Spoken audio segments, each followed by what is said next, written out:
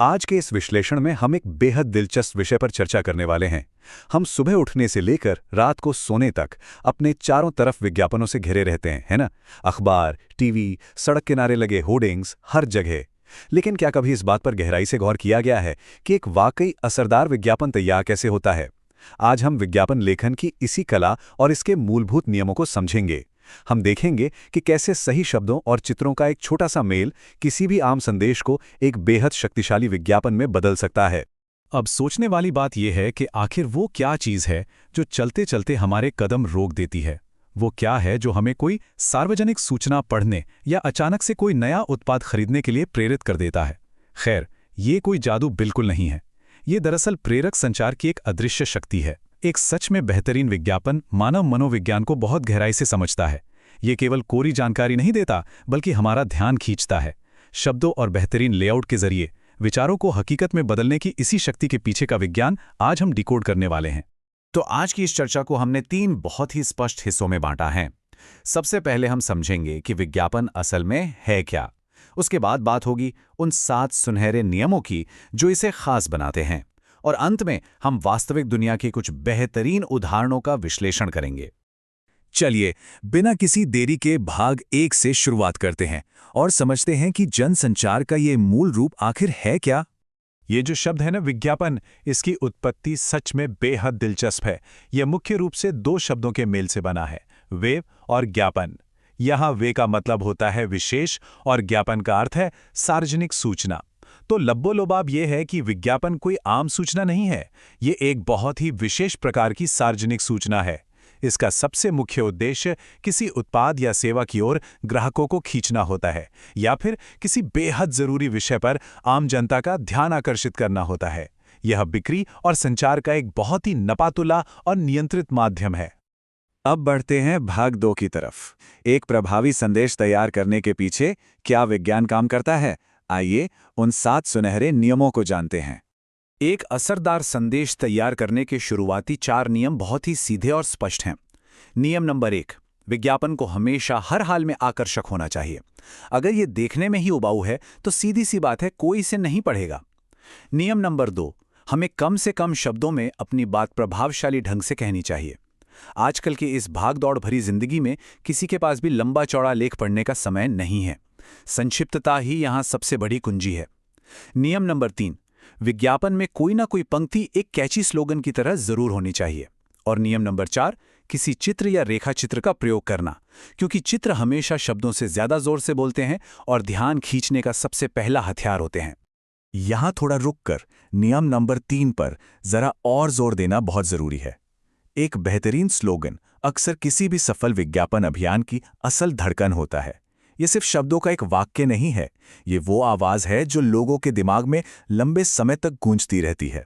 एक ऐसा स्लोगन जो तुरंत ध्यान खींचे और यादों में बस जाए, वो किसी भी ब्रांड या संदेश को हमेशा हमेशा के लिए अमर बना सकता है। खैर, बाकी के 3 नियम भी उतने ही अहम हैं।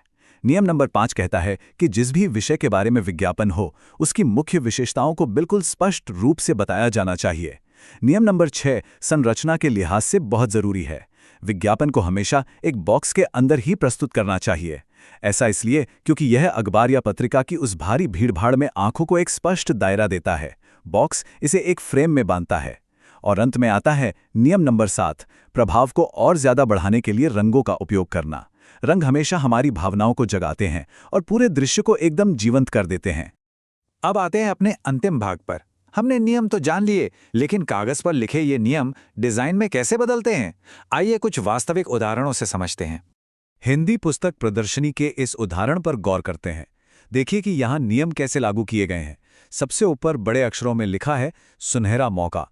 ये एक बेहतरीन कैची स्लोगन है जो हमारे तीसरे नियम को बिल्कुल सटीक तरह से पूरा करता है।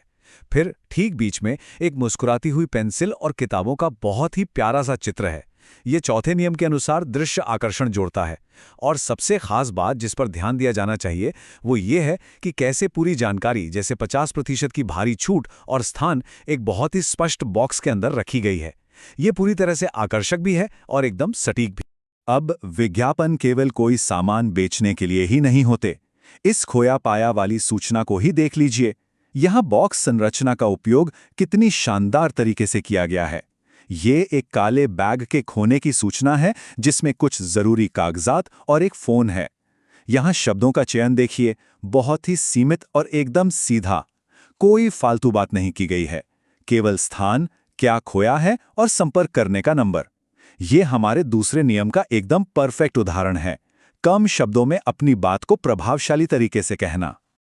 और यहाँ एक पुरानी मोटरसाइकिल बेचने का क्लासिफाइड विज्ञापन है।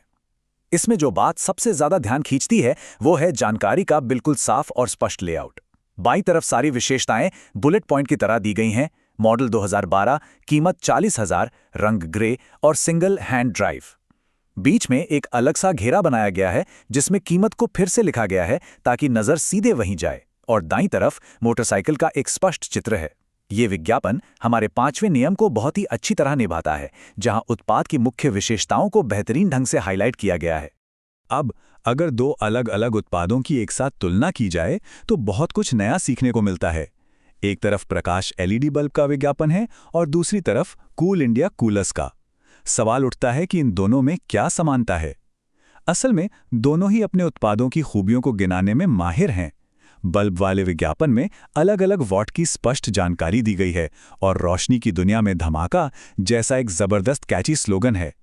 वहीं कूलर के विज्ञापन में गर्मी से होने वाली परेशानी को लेकर एक सवाल से शुरुआत की गई है जो पढ़ते ही तुरंत हमारा ध्यान खींच लेता है।